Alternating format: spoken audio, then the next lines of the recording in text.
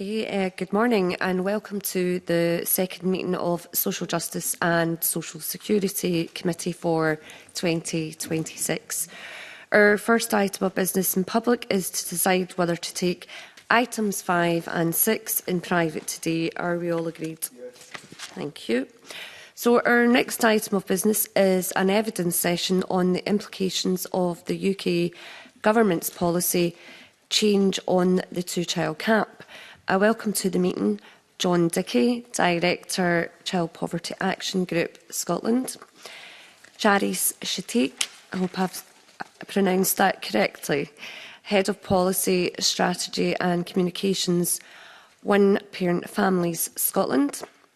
Stephen Sinclair, Chair, Poverty and Inequality Commission, and Hannah Randolph, Knowledge Exchange Fellow, Fraser of Allender Institute, who is joining us online. So thank you for joining us today, and we will move straight into the questions. And the first question is from myself, and it's not having to mitigate the two-child limit frees up around about 10 million in the current financial year. Do witnesses have any comments about the choices the Scottish Government has made for using this money? And bearing in mind, there's been a slight change given the budget aspect that was announced yesterday. So I'll just put that to yourself if you've got any comments on that at all. John, do you want to come in? Okay, yeah, I mean, so that's the 10 million in the current freed up in the current year. I mean, I don't think we had any kind of arguments with the choices that were made there. I think clearly it's money going to fund support for struggling households and deal with the extraordinary pressures that households are facing. I suppose I'd make a couple of points about it. One is it has gone into crisis responses. I think that's probably reasonable given the need to get the money spent within this financial year, but it's gone to crisis responses, responding to the consequences of poverty rather than investing in the long-term social security and other wider infrastructure that's needed to prevent and reduce child poverty and work towards meeting the child poverty targets. But I think given the timing and that makes sense. It's still money, it's gone to a good place and will be supporting households. And the other point I would make is that just the money that's gone to the Scottish Welfare Fund, again, much needed, good place to be put investing, but it's not all going to families with children. I think it's around a third of recipients of support from the Scottish Welfare Fund are families with children. So that just raises that wider point of being absolutely clear about when we're spending resources in relation to tackling child poverty, that we're clear what resources are actually going to families with children and what resources are going to others for very good reasons, not arguing against it, just that we need to be sure we're all clear about that. Okay, thanks. Would anyone else like to come in? Charis? Or Stephen? Yeah, I see you've got your hand up. Thanks. I'd echo what John Dickey said. It would have been helpful if we had heard what the criteria for the selection that was used by the Scottish Government. It would also be helpful to see some sort of impact assessment.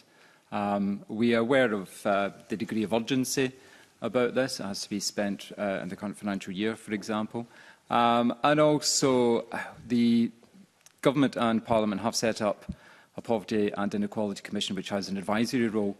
It seems a wasted opportunity not to seek advice before making a decision like this. We're aware that it's obviously the Scottish Government's call, but there is expertise that could be drawn upon.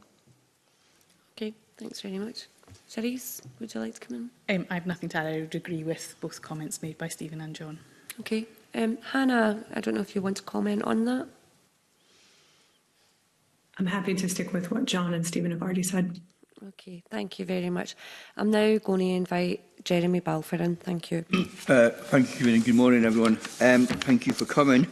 So we've got I'm just wondering what the witnesses' initial comments on how the Scottish budget will exactly address child poverty. So, picking about what John has just said, and to what extent have your recommendations been taken into account by what Scottish Government have decided? On you go, John. Sure. Yeah, I mean, I suppose overall, we are disappointed that opportunities weren't taken to do more in this budget, to build on the very real progress that's been made on reducing child poverty in recent years here in Scotland. Particularly disappointed that the £126 million freed up by the abolition of the two-child limit at UK level has largely been taken out of social security support for families. Disappointed about that because all the evidence tells us that the most straightforward, impactful and cost-effective way to make further progress on reducing child poverty, mindful of those 2030 targets, mindful of the First Minister's commitments on child poverty, that the most straightforward, most cost-effective, most impactful use of resources is to put that into additional cash support through the social security system. And all the evidence been absolutely clear that there is no credible path to meeting those 2030 child poverty targets without further substantive investment in social security. So to be taking money that was sitting in the social security budget line and taking that out is disappointing. Stress that we obviously very much welcome the increase to £40 in the Scottish Child Payment for babies from, but that only kicks in from 2027. It does make sense, to support families with very young children. They are at particularly high risk of poverty, so that makes sense to be getting additional support to them. But it does leave, the vast majority of children without any additional support through the social security system going ahead. In the meantime, there was no real terms increase in social security support for any children in the coming year in the budget. That's disappointing. That £126 million that was freed up by abolition of the two-child limit could have paid for an uplift to around £35 per week in the Scottish Child Payment for all children from this April. And that would have had a substantive impact, lifted around 10,000 children out of poverty, potentially a percentage point reduction in levels of child poverty as a result, if that had been the choice that had been made. So I kind of say that in the context of, obviously, there's wider investment in the budget that we very much welcome in breakfast clubs, in after-school provision, in holiday provision. That is really welcome. That will provide opportunities for children to participate and to develop in and around their school day. It reduces the childcare costs that families face, assuming it's delivered well, and it will enable parents to work and increase hours at work. But I suppose in the overall context of the First Minister's commitment to eradicate child poverty, in the context of the unanimous support of this Parliament for the child poverty targets, 2030 child poverty targets, in the context of the challenge, very real challenges families are facing this year and will continue to face in the coming financial year, it does feel disappointing that we haven't seen more action across the board, but particularly more action, more investment in social security and keeping that money in social security spend. And I say that being very clear that we don't think social security is the only lever that needs to be pulled. This needs to be in addition to and alongside investment in childcare and housing and employment support. But yeah, that would be our kind of initial reflections on the budget.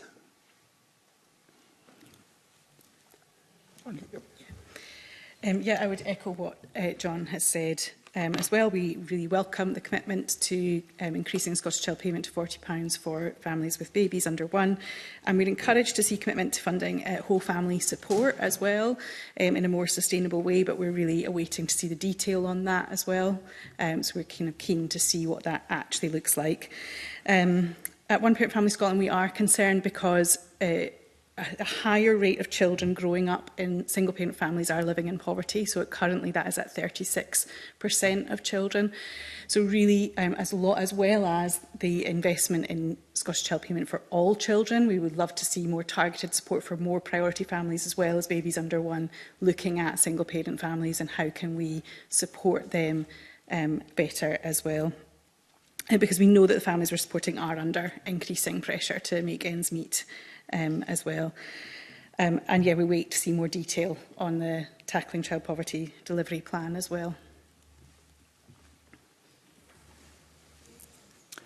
I'd echo what the other witnesses have said. I think it is something of a missed opportunity, this budget. This was a chance to really bake in the recognition which has to inform the next child poverty delivery plan about the scale of investment and actions required. The Commission has stated that we need 3 or 4 measures on the scale of the Scottish Child Payment hitherto in order to get to the 2030 targets. And this was a chance to reinforce that commitment by significant investment. We welcome the increase to the Tackling Child Poverty Fund. It will be interesting to see what some of the details of the use of that is. We have particularly recommended in the Commission, this is widely shared, sustained investment in the advice sector, which is a crucial way of making more effective use and uptake and income maximisation measures for households. One measure which we also commend, which has gone, I think, somewhat under the radar, is that it's welcome to see a commitment to paying the real living wage in the social care sector. It's not a direct anti-poverty measure, but it's a very important sector. It's going to help families. Many of these workers are second earners, many are women, and that will be a significant contribution. It's also very important to really increase the adequacy and professionalisation of that sector, because it makes a huge investment in our future. Hannah, do you want to come in?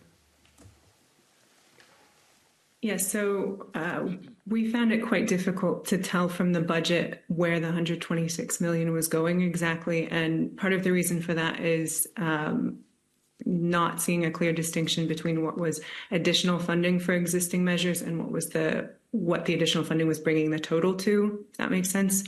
And then for some things, we would expect it to be over multiple years. And so it's not clear what's going in next year versus later. This is part of a wider lack of clarity on what is actually spent on child poverty. So several of my colleagues worked last year with the Joseph Rowntree Foundation to produce a public spending dashboard for Scotland. And part of that was focused specifically on child poverty. And they found it extremely difficult to track the measures in the existing delivery plans through to what was actually spent. And so we would welcome a lot more clarity around where that 126 million has been reallocated, how it relates to additional funding and what's going into each year in the delivery plan, as well as just an easier way in general of tracking that spending through. Thank you. I think probably my other question has been dealt with in your answers, so happy to move on. Okay, I believe Bob Doris would just like to come in on a supplementary. And we are short for time, so we'll be disciplined in the supplementary. John Dickey was right to put a challenge towards us about whether this was a missed opportunity or not, as was Hannah in relation to clarity for the spend. So I'm using figures at face value that were in the budget, which was an additional £50 million for whole family support and £14 million in the child poverty delivery plan. Whilst we've got witnesses here today, these are not missed opportunities, these are actual opportunities in the year ahead. Can you give us an idea, briefly I'm afraid, of how you would like to see that £99 additional million spent to tackle child poverty, just so we don't gloss over that significant investment? Mr Dickey. Yes, I mean, I suppose our first thing is just repeating what I said. I think we think that the most direct, effective way to use that money would have been to keep it in the social security budget line. Having said that, clearly it's important that there is, recognise that additional resource to go to sit alongside the next child poverty delivery plan.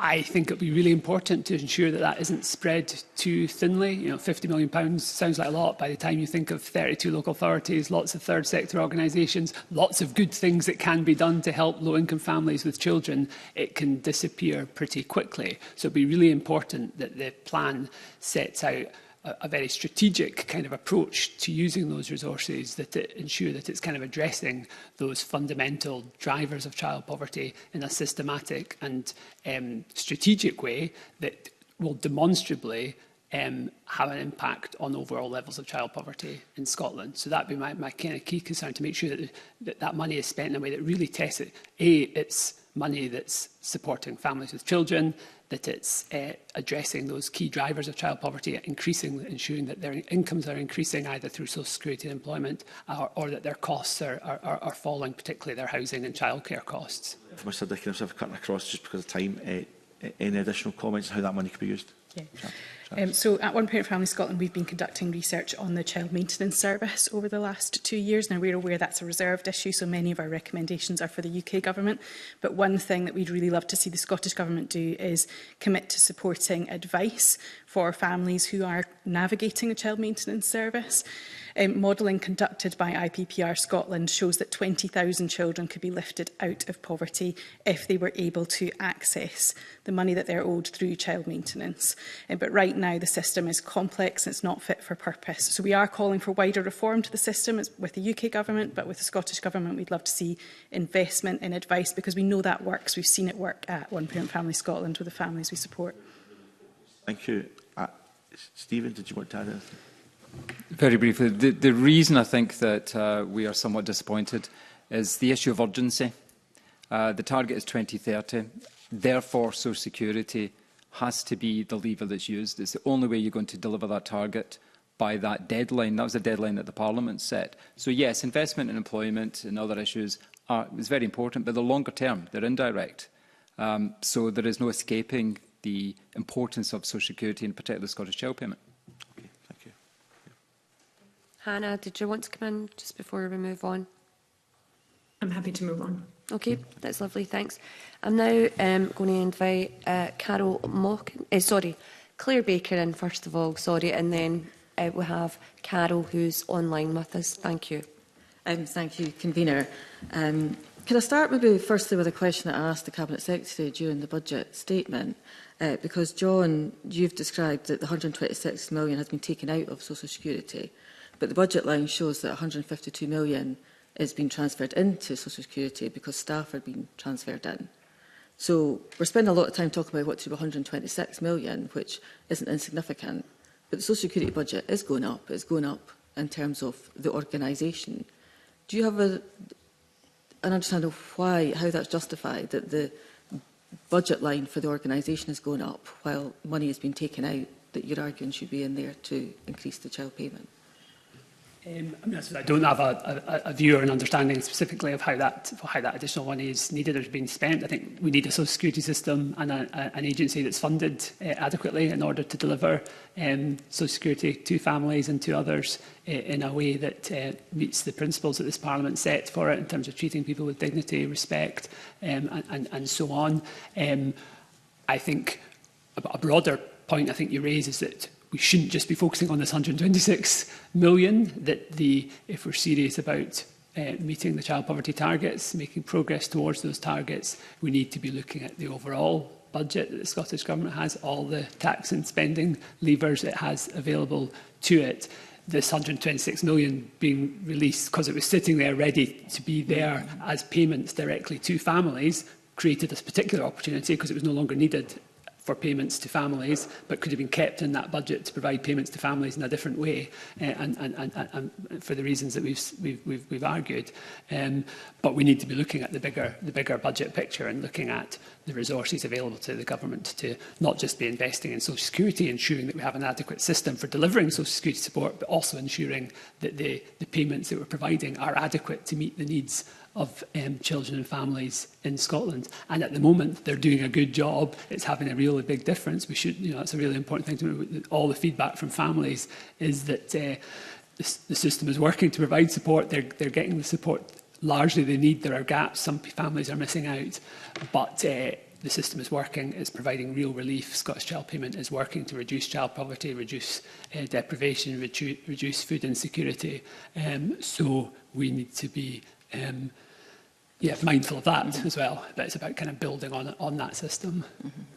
And Professor Sinclair, so the increase of the child payment to £40 for babies for those under 1, I think it was I don't know if it was your own commission that has done some analysis of that, saying it would make a positive impact for those families, but it will make a negligible impact on our child poverty targets. I think is what it could just be because it's such a small group of people, but Do you want to say anything further on that?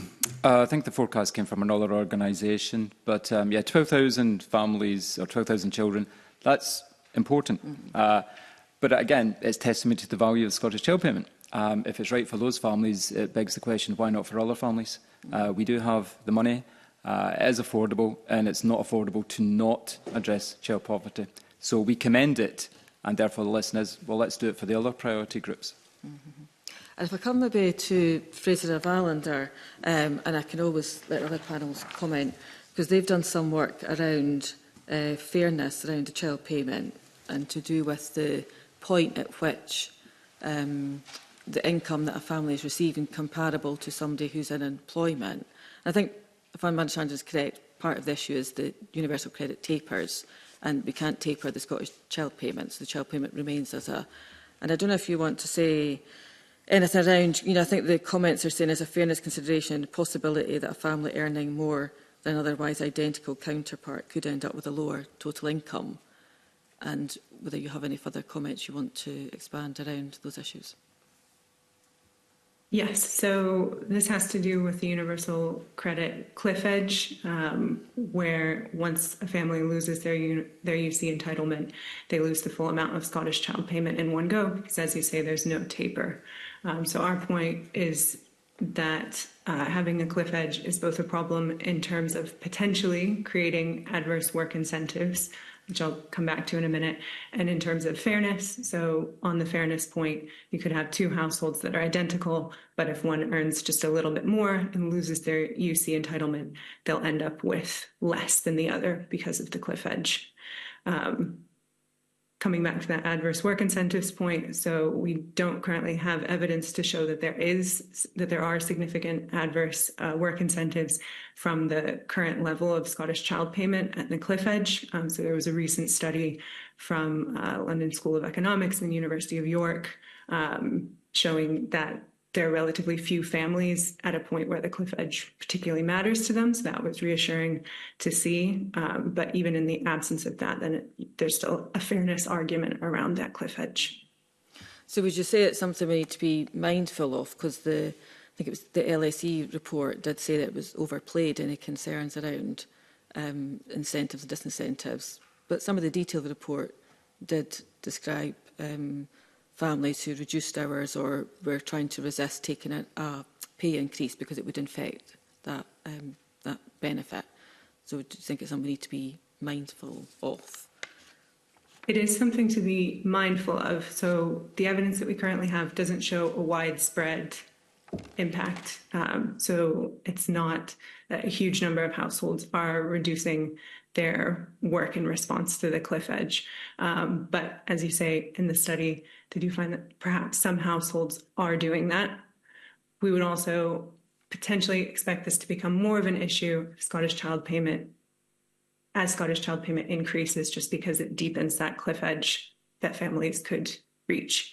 But again, we think that there's not a huge amount of households directly at that point. And so it will make a difference for those households, but there doesn't seem to be a widespread need to worry about that. And then if I have one final question, is that good? If I ask, sorry, is it Charis? Caris, sorry, I missed that at the beginning. So if I ask Caris, so you talked about targeted support for priority children. I think some of the figures does show that children or single parents, children in ethnic minority families are at the sharper end. Now, one solution to this is you increase the overall envelope, so there's more money, so you don't make any changes within the current system. So that's one option.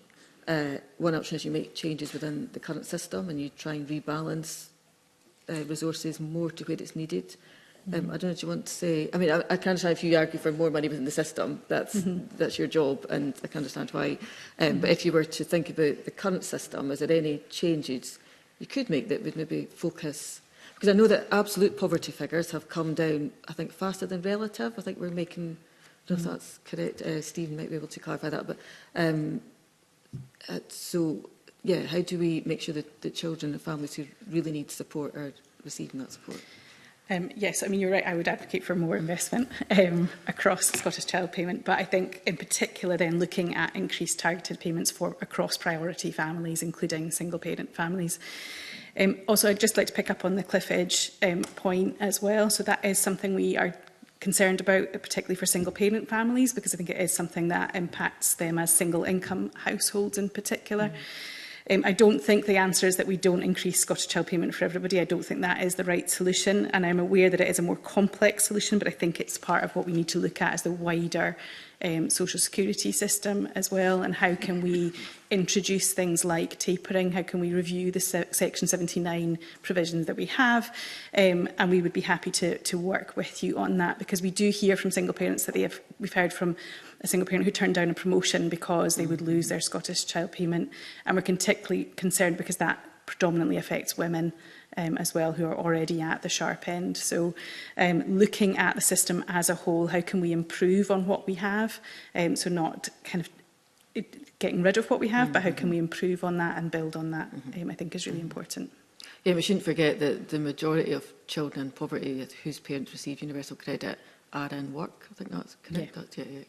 I don't know if anybody else wants to comment on these before we move on. I'll bring John then, Stephen. Can I just make a brief point to reminding this committee, I'm very expert on it, we currently have a Social Security Amendment Bill going through that gives the Scottish Parliament the capacity to decouple Scottish Child Payment from universal credit, and we'd strongly recommend that that's investigated. Okay, thank you. And John, do you have any? Yeah. Build on the points that have been made about the cliff edge, to add to the analysis that was done by London School of Economics and University of York. The Scottish Government's published its own analysis, again showing no impact at scale in terms of labour market participation as a result of the Scottish Child Payment. Our own analysis of universal credit data finds that households in Scotland are no more likely to be claiming very low amounts of universal credit than households in England. When you'd expect that to be the case if they were holding back and trying to stay on universal credit in order to keep entitlement to Scottish Child Payment. Another thing, really important, basic one, is that families will just about always be better off if they take up some work. So this is an issue of when earnings rise above a certain level, rather than it's not a disincentive. There's no question of it being a disincentive to work at all. It's a question of when wages rise to a certain level. I mean, we've been working on a project, Strengthening Scottish Social Security project, over the last 2 years. And this is an issue that comes out for some families. Some families are missing out on Scottish Child Payment because their earnings have rose just above the universal credit threshold. They've lost entitlement to Scottish Child Payment, but they're still struggling. I suppose what's been clear from that work was the complexity of universal credit means that families struggle to understand the impact of earnings on entitlement. So they don't really know, they don't really understand what the implications are of decisions to take on more hours or to increase their earnings. Parents themselves are very much more concerned about the impact on universal credit. They weren't really thinking about the impact on Scottish Child Payment. Advisors were very aware of what the impact might be for Scottish Child Payment of earnings increasing.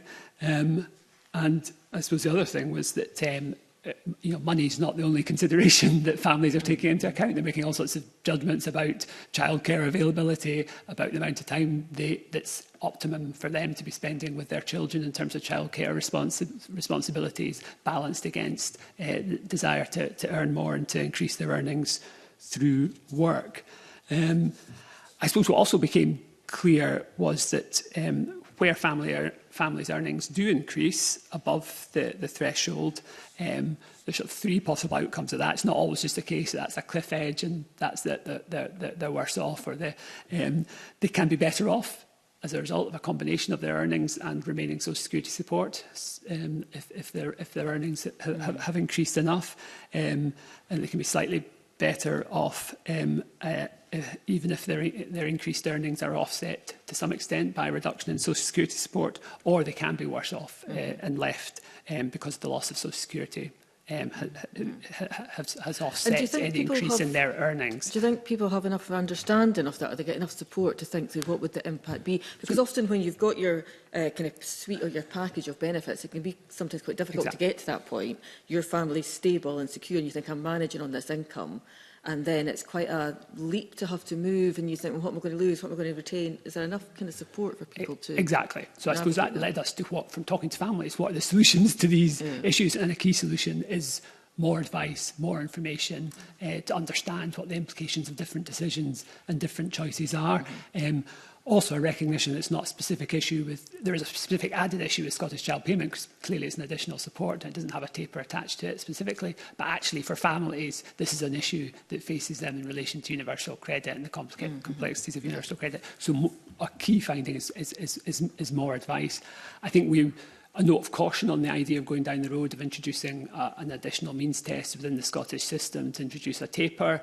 Does that, the costs and benefits of that compared to the actual lack of evidence this is really having an impact at scale in terms of labour market participation, that needs to be thought about. And we also need to remind ourselves that this is all a consequence of choosing, for understandable reasons, given budget constraints, to choose to go down a means-tested approach to additional support for families. Child benefit, you don't lose it as your earnings increase until you it can be clawed back through the tax, tax recharge now. But that's part of the value of universal approaches to social security support, is that it takes away those problems when families' earnings increase as well. So that needs to be kept on the table in terms of thinking about what are the ways you deal with this. I suppose fundamentally, just coming back to the fact that there's no evidence this is having an impact at scale in terms of labour market participation at the moment. No evidence that we've seen that a particular rise to £35 or £40 would suddenly kick in and this would maybe be a major problem, whereas there's a huge body of evidence that increasing social security support, increasing the value of Scottish Child Payment would have a significant impact, improving children's lives, improving families' well-being and making a contribution to reaching those child poverty targets. Okay, thank you. Okay. I'm obviously conscious of time as well, but maybe it's a question, Claire, that you could pose to Social Security Scotland when they come in terms of the knowledge that's aware. So, yeah. And I now invite Carol Mockin in, who's joining us online. Thanks. Thank you, Convener. Good morning. I think possibly my questions, in that, it's really robust answers there, may have been answered, but just to make sure there's nothing else to add. But my question was, to what extent will abolishing the two-child limit have a different impact on families compared to mitigating it? Is there anything in particular people would raise on that area? And do you want to come in? No? I'm happy to respond to that. The abolition provides certainty. It reduces the potential burden that would have been faced by Social Security Scotland in administering a top-up. There would also have been, with the Scottish Government's very welcome planned mitigation, a certain number of families who would not have been reached because of quite technical complications. So the abolition is very welcome, and it will have an impact of about 1 or 2% in reducing the child poverty figures in Scotland, just using the relative measure. So and it liberates the money that we've been speaking about. So it's commendable. It's overdue. It's also, of course, not enough from the part of the UK government. We still have benefit cap, and we still have poverty-inducing policies such as universal credit and no recourse to public funds. So there's still quite a lot of work to be done at that level to reduce some of these egregious effects that the Scottish Government have been trying to compensate and mitigate against. Thank you. I think Hannah would like to come in, sorry. Oh, thank you. Thanks, Carol.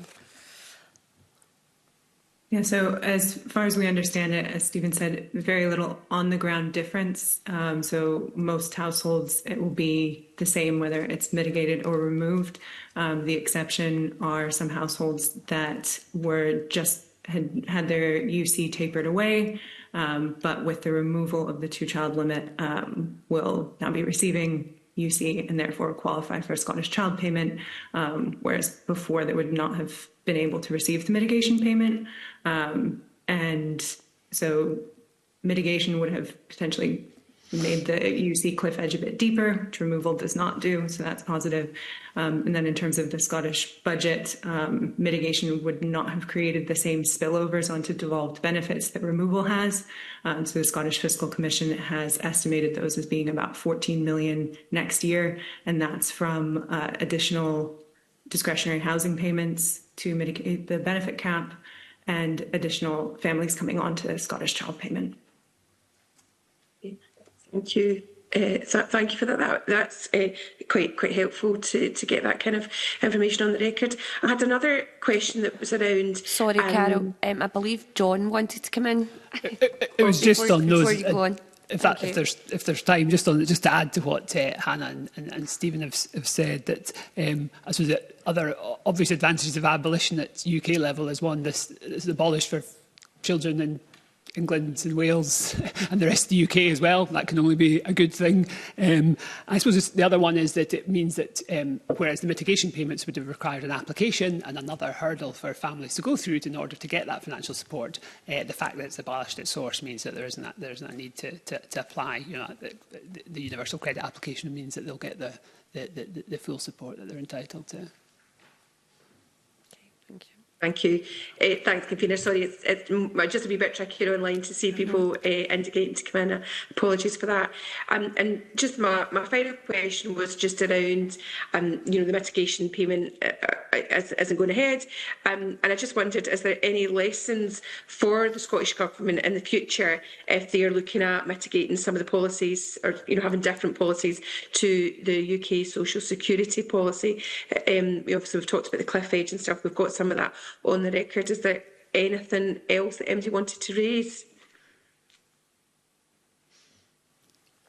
Yeah, I think really the point that we've already made is around looking at the wider system reform so that we're not having to have in future, as John said, families having to apply for a mitigation payment. How can we make the system that we already have, as we're reviewing it already, how do we make it more flexible and accessible for people and reduce the burden on individuals to have to navigate the system as well? Yeah, navigating the system is a real issue for people, so thank you for that. Is there anybody else, Convener? I can't... Yeah, sorry, Carol. Yeah, Hannah would like to come in and then I'll invite John in. Thank you. Thanks. So I have a point just on sort of the budgetary process. So we know that the two-child limit payment was announced as part of the budget last year, but the development and budgeting of the policy seems to have happened a bit backwards. So the Scottish Fiscal Commission was not informed about the policy early enough to include it in their initial forecast. They had to do an update in January, and then the consultation was carried out after the policy was announced. So obviously we would like to see that the other way around, and the SFC given more notice of the policy announcements. And I will also say that the payment did highlight the importance of information sharing between the Scottish and UK governments on social security data, and that is an important starting point for good research and good evidence on poverty in Scotland. And so we think that there are some lessons to be learned from that process, and that hopefully that helped strengthen the data sharing between the two governments. Thank you. John, would you Yeah, like it was really just to add to Carys's point in terms of what kind of points to in terms of how we develop the Scottish system. So as well as trying to develop the system so it allows for more delivery of payments without having to go through new application processes. Another point that we made at the time was there wasn't any allowance for backdating claims, which there isn't in this, which is the case for Scottish Child Payment as well, and I understand that's to do with the system that's been built, but it does mean that families who either aren't aware of the support that they're entitled to or face problems when they go to start the process of applying for that aren't able to get that money backdated to the point at which their eligibility would have started, whereas elsewhere in the social security system, for example, child benefit, there are backdating arrangements in place. So I think looking at the Scottish system to see how we can introduce facilities for backdating of payments is something to be learned from this. Okay, thank you. Thank you. Carol, can I just confirm that's you completed Yeah, your that's fine. questions to the Thank you panel. very much. Okay, thank you. I'm now going to invite Marie McNair in. Thank you. Thank you, Convener, and good morning, panel. Got to say thank you very much as well for your written submissions. I found them extremely helpful. Obviously, this session is about the two-child policy, and I think we owe it to future welfare considerations to acknowledge how abhorrent the two-child cap was and how it failed in its stated objectives. And I certainly put on record my thanks to everyone here for your determined campaign to have the two-child cap scrapped. I think there's no doubt in my mind that without your campaign that wouldn't have happened. So thank you for that. And I think in terms of folk in Scotland who, you know, were experiencing that, they are really kind of very heartened and thankful for that. So thank you. Can witnesses kind of comment on how successful the policy was in otherwise meeting its objectives of influence and family sizes, and obviously again, you know, the objective of trying to encourage folk into work? Maybe start with yourself, John. Basically, there's limited, basically very, very limited, if any, impact on family size or on parents moving into work. Very, very marginal, if any at all, which isn't surprising, really. I think that's what we kind of knew from the start. What the policy was very effective at was driving children into poverty. Caris, you're nodding. Do you want to come in? Yeah, no, I would agree with that. So I think one example we have to share is a single parent that we work with called Rose. She was affected by the two-child limit and she lost out on £292.81 per month, which is a huge loss and put a big strain on their family budget. So it meant that the children missed out on activities and that she struggled from month to month to cover essentials. And we know that that happened across Scotland and across the UK as well. So yeah, I think I would agree with John. It didn't do anything really to reduce family size, but what it did do is put families who are already under pressure under even increasing pressure and having to make impossible choices. And we heard again and again of parents having to go without in order to feed their children and clothe their children. Obviously, your kind of submissions, you know, certainly need for urgent action on child poverty, and the point of the two-child policy is still here and impacting children. I know John CPAG looked at that, how many children are being pulled out of poverty. Meantime, can you comment further on that, on your work? Yeah, I mean, our analysis was that the scrapping the two-child limit lift 350,000 children out of poverty across the UK immediately, basically, around 15,000 of them here in Scotland. So it really was, we've done a lot of work on this, and it really was identified as the key driver of rising child poverty across the UK, which is why the Scottish Government's commitment to mitigate it here was welcome, and why even more welcome is that we're now seeing it abolished at source. Yeah, I'm not sure if does that answer what you... That's fine, yep, absolutely.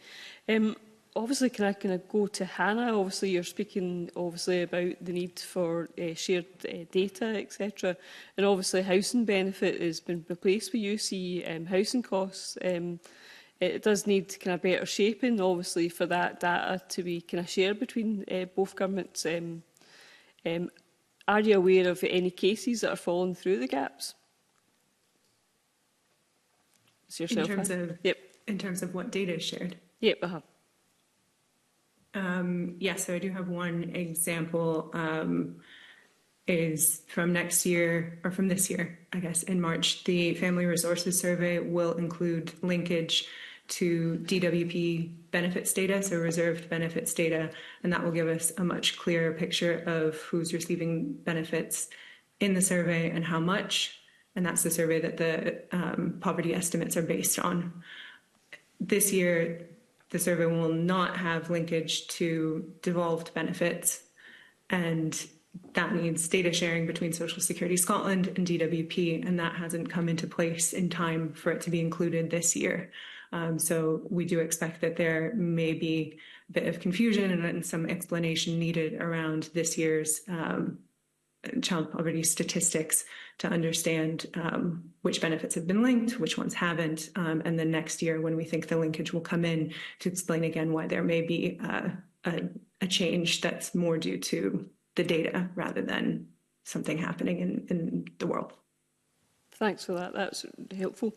DHP obviously is, how the Scottish Government are mitigating this policy, inflicting poverty-inflicting policy, but obviously despite our best efforts, families are still being capped if they don't claim DHP. Can you kind of give examples of that as well, John? Where that's been the case? And I didn't pick up. We'd switched to talking about the benefit cap rather than the two-child limit in my response to your previous question. I was talking about discretionary housing payments now, yes.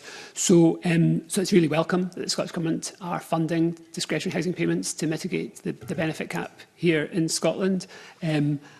We don't really know the level at which those are being taken out. It's difficult to actually see who's entitled, whether they're getting that money, whether they're applying and getting that money. In terms of I think it's around 65% of the budget was spent in the last full year, which would suggest perhaps that not all those who are who should be entitled to getting that discretionary housing payment to mitigate the benefit cap are getting it, but that could also be to do with, I think, as others have said, could be to do with how the budgets are estimated. I mean, I think our sense is we'd be very surprised if everybody is aware of and applying for the discretionary housing payment that they're entitled to make up for the fact that they're losing out through the benefit cap.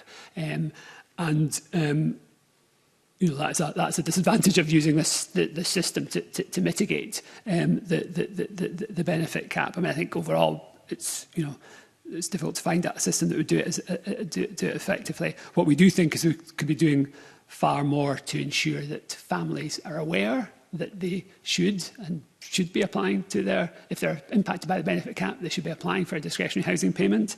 I mean, we sort of noticed there's not the information on the gov.scot website, for example, just links to DWP without mentioning mitigation when it comes to benefit cap.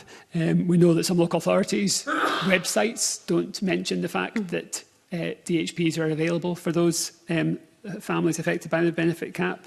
And we also think Social Security Scotland could be including information in letters to families in receipt of low-income benefits, Social Security Scotland low-income benefits, alerting them to the availability of discretionary housing payments to mitigate against the benefit cap. So I think more could be done to ensure that families know that support is there and available in Scotland to mitigate the impact of that cap. And in terms of answer to your previous question, I mean, the benefit cap is really impacts in terms of depth of poverty. And most of these families, the benefit cap wouldn't lift them out of poverty because they're so far below, but it would reduce the depth of poverty significantly. No, absolutely. And my next question obviously was going to be about, the awareness of DHPs, but obviously you've covered that, and I think we need to do some work here as well in the Scottish Government to raise awareness of that and to maximise the take-up of it. Anyway, in the interest of time, I better hand back to the convener. Okay, thanks very much. I'm now going to invite Alexander Stewart. And thank you. Thank you, Convener, and good morning, panel. You've made it quite clear as witnesses that the further large-scale policies are required and needed to meet the 2030 targets when you're looking at child poverty. But it would be good to get a flavour if there are any examples of the types of policies that you think should be included to ensure that that is a possibility. And is there evidence that the scale required is set out in the Scottish Government spending review to ensure that that could become a reality rather than just an assumption that may happen? Because if they don't introduce some of these policies that you've indicated, then they will struggle to meet those targets. And once again, we find that it's aspirational, that they're trying to achieve something, but if they don't put something behind it, it might not happen. So it would be a good idea to get a flavour of what you think is required and is there enough there to ensure that that can become a reality. Maybe I could go to John first. Yeah, I mean, comes back to what we were saying earlier. I mean, we think, we do need to see further investment in social security as a key pillar for progress, a key lever for making progress towards meeting those 2030 targets. The analysis that Fraser Valander have done, that IPPR Scotland, that JRF have done, looking at looking at potential routes to meeting the 2030 targets, that none of those don't include substantive further investment in social security. And I suppose that's why we're so anxious that this budget didn't put substantive additional investment into social security support for families. But it's also clear that social security support in itself is not that needs to be sitting alongside investment in childcare, improving the childcare offer for families, ensuring that parents, where they are wanting to work, where they are able to work, are able to actually work because the childcare is in place for them to do that.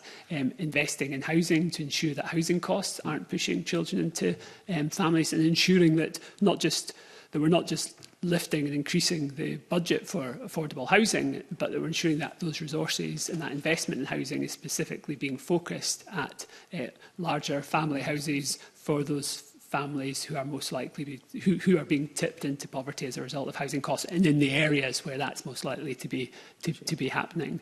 And more broadly, action to improve the labour market and to reduce the inequalities in the labour market. We know that children growing up in black and minority ethnic communities, children growing up in families affected by disability, children growing up in lone parent households are all particularly at risk of poverty. And we know that those parents and those families face inequalities in the labour market. So tackling those inequalities will need to be a key aspect of this as well. Thank you. And Hannah, I'm sure the Fraser Valander have a view on all of this too. Thank you. Yes, so as John has alluded to, our modelling suggests that several large-scale policies would be needed across different policy areas. And as he said, that will almost certainly have to include investment in social security. We've done a rough estimate. I believe JRF have also done an estimate of a policy package to meet the 2030 targets. That estimate will vary a lot depending on the policies that you choose, the assumptions that you put into it, and your underlying data, but it is on the order of billions rather than millions. And we don't see that level of investment in the spending review, although I will say there's no particular line item that says, this is the spending on child poverty. In the analysis that I mentioned earlier on the Scotland spending dashboard, the Scottish Government spent about 1.2 billion on measures that are in the Child Poverty Delivery Plan. John alluded to earlier with the Scottish Welfare Fund, some of those measures will not necessarily be things that are exclusive to families. So we would welcome more clarity in the next delivery plan about what is directly spending that only goes to families with children and what is not. Okay. Janice, you got a few? Thank you. Yes, so I think, we would agree with everything that's been said. Investment in social security is essential, but there are some other things that we can do on top of that as well. So I think, as we've already said, really investing in income maximisation support, so making sure the advice sector is funded, and sustainable funding for the advice sector is really important as well. Working to close any gaps in eligibility that see families missing out on Scottish child payments, so widening eligibility criteria, so thinking about increasing to families with children that are 16 and 17, in education as well. Mitigating the young parent penalty would be another thing that the Scottish Government could look at, and that would make a big difference to young parents. And then action on public debt and school meal debt as well. So we know that punitive debt collection approach is one that puts families in financial hardship, and it is really massively affecting families. So looking at public debt reform as part of the Scottish Child Poverty Strategy as well, and eradicating school meal debt as well. So really making sure that free school meals apply to all children, primary school, and then rolling out to secondary school as well. Okay. And Professor Sinclair, do you have any? I won't add to the list that's already been said. One area which I think we could improve our delivery on is active labour market policy, employment support. There are certain groups who face additional compound barriers and they need very tailored support. And just one other thing, but we're talking about expenditure. We have to always bear in mind the cost of not acting. Yeah, billions sounds like a lot, but if we don't address child poverty, we have serious issues for our health budget, for educational underattainment, for lower tax revenue from people not being able to be in jobs which are suitable in which they can earn and contribute. So in any cost-benefit analysis, we need to consider the serious costs of child poverty. And my second question is, when we're looking at the next Scottish Child Poverty Delivery Plan that's being produced and talked about, and we have the new policy from the UK government when they're talking about their child poverty strategy, do you see there being any recommendations about what should be included? If the UK government have set there already, and we're looking to the Scottish Government to have the new delivery plan, is there anything within that that you see needs to be required to be included to ensure that we can achieve, as I say, because there is aspiration here and there is opportunity. But if we don't get all the things, and you've already given some very, very strong evidence this morning about what is required, and we're tinkering around the edges on some of it, and other areas we've given support, but that hasn't been enough to change it. It's just moved it into a slightly different. So should there be anything else that you're recommending to see within that child poverty delivery plan coming forward from the Scottish Government in the future? Maybe Chalice yourself first. Yeah, I mean, I think the things we've already highlighted are really important, so I would advocate for those. But I think also making sure that we follow meaningful participation as well as part of creating the plan as well. So making sure that organisations like ours are involved in that, and we can work with you to help you with that. But also making sure families are heard from and involved in those decisions as well, because I think that's how we will end up with a more robust plan that can help to avoid any unintended consequences as well. Okay. Professor Sinclair?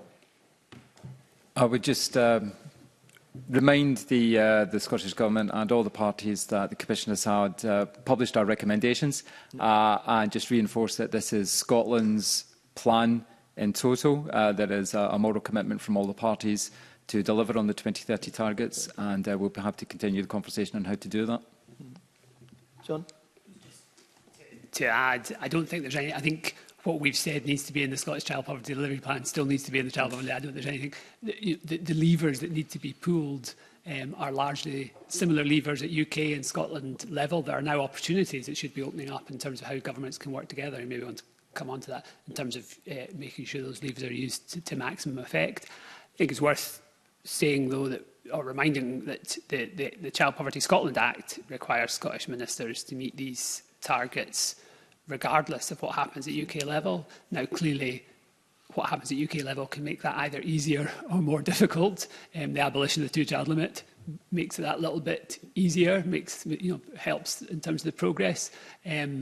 But the requirement is to do it regardless. So it's not conditional. We can't do things conditional. At the same time, there's now a real opportunity opened up by the fact that we have governments at both UK and Scotland level who are committed to tackling child poverty, who have set out child poverty strategies. And I think there's opportunities now for those governments to work together to ensure that the levers on social security, on housing, on childcare, on employment are pooled in a synchronised way that complements each other to ensure that we have the maximum impact over the next few years. And Hannah, do you have any influence or any areas within the Institute that you think should be too?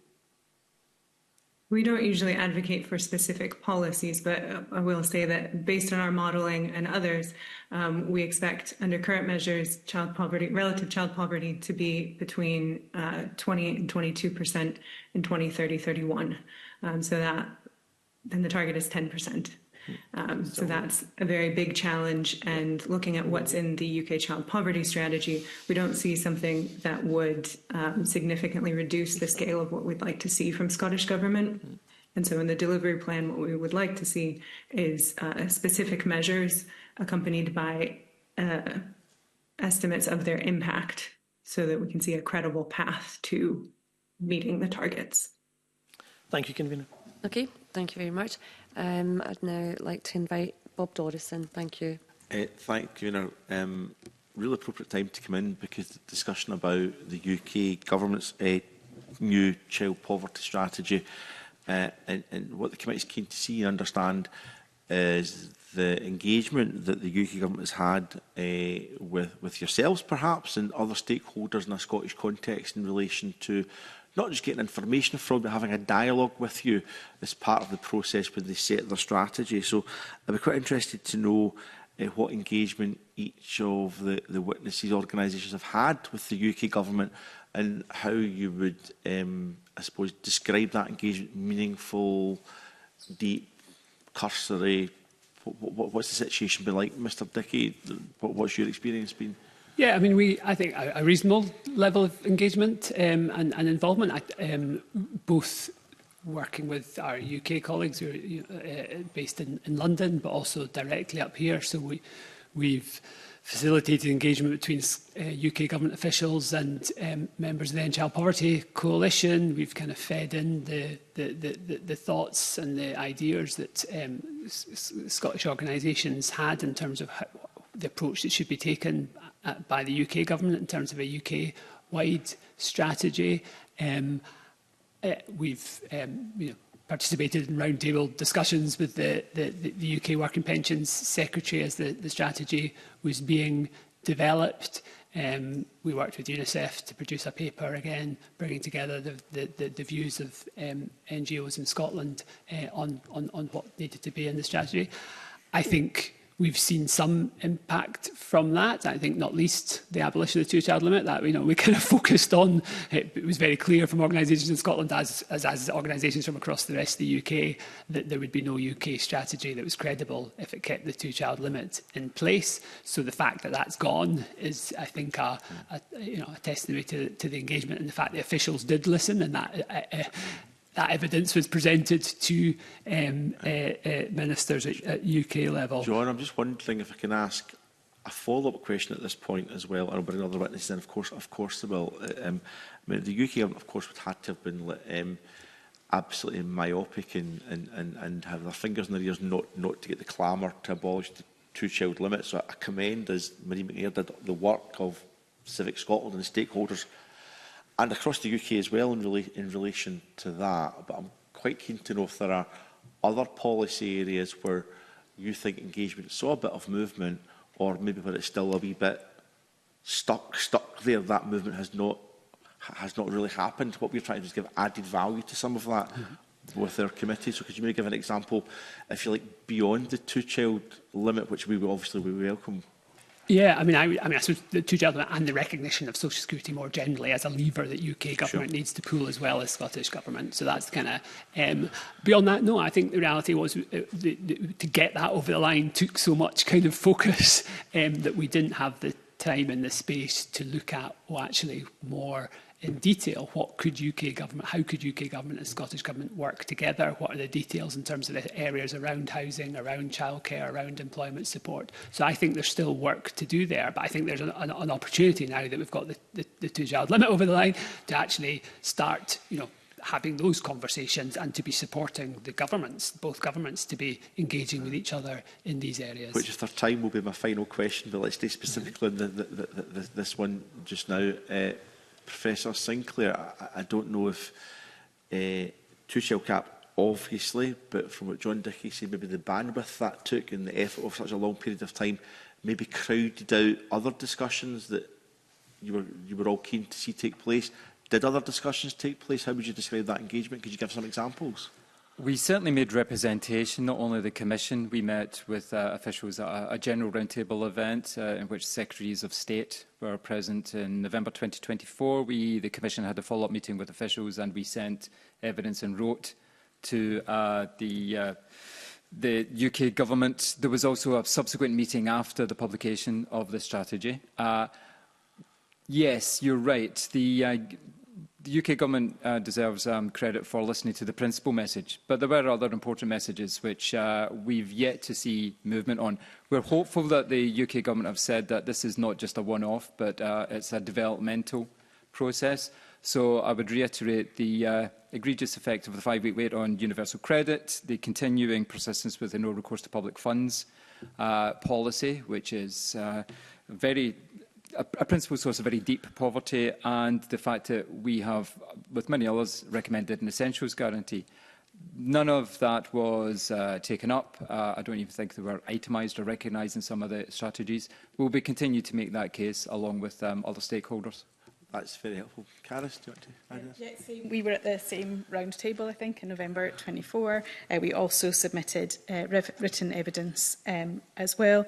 The separate issue that we've been working with the UK Government on is child maintenance service. So we were encouraged to see that reflected in their child poverty plan, but I would say that they don't fully align with the recommendations that we have given. In particular, we'd love to see all fees being scrapped for people accessing child maintenance service as well. So yeah, I think we have been working with MPs, we've been working with the DWP on that as well, and we will continue to do that as part of that plan as well.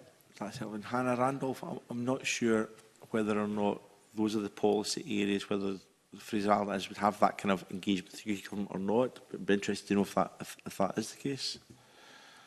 Yeah, as you say, it would be a bit different for us. My colleague Emma Congreve was part of the Child Poverty Analytical Expert Reference Group. So she did reflect that it was useful to see the evidence that was being considered by the UK government for the child poverty strategy, but that there wasn't a lot of scope for sharing learning from Scotland. And she didn't get the sense necessarily that the UK government were looking for that insight. So it perhaps would have been nice to see a bit more interest in learning from things that Scotland has done differently.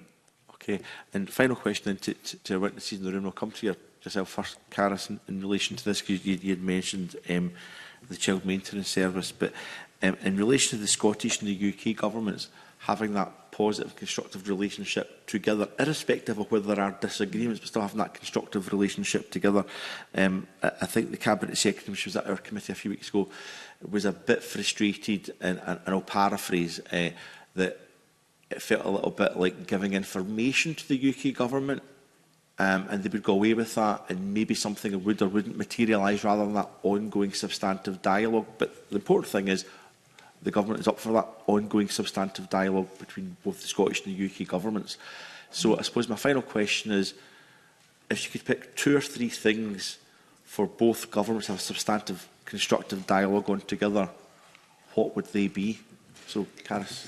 Yeah, I mean, for us, the child maintenance service and reform, wider reform to that, to make sure it works for children and families across the UK, because we know that could make a significant difference to lifting children out of poverty.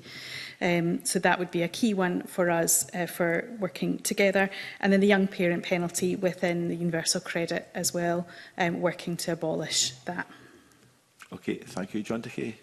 I mean, 2 areas that's been key areas in terms of what's needed to prevent and reduce child poverty around reducing housing costs and improving access and reducing the cost of childcare. These are areas where responsibility is essentially split across government. So we have support for housing costs and support for childcare costs within the universal credit system, but the supply of childcare and supply of housing largely a devolved responsibility here in Scotland.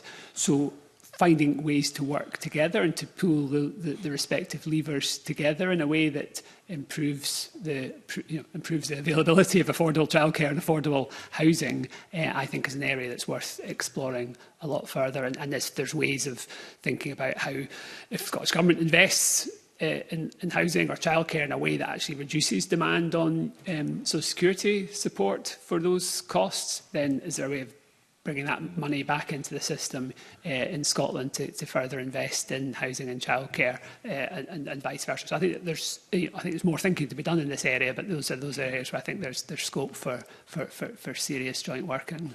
I think that's very helpful, Mr Dickey. Being slightly tangential, we see that joint working quite a lot in net zero ambitions, for example, where there are discussions between governments and sometimes sector organisations, and then a commitment is almost co-produced together and announced. Perhaps we don't get to see that in the field of social security and social justice. That's a really interesting way of looking at it, Mr Dickey. Professor Sinclair, the final words to yourself. One area where I think it's important that we have greater dialogue, because it's a reserve matter, is employment rights. Scotland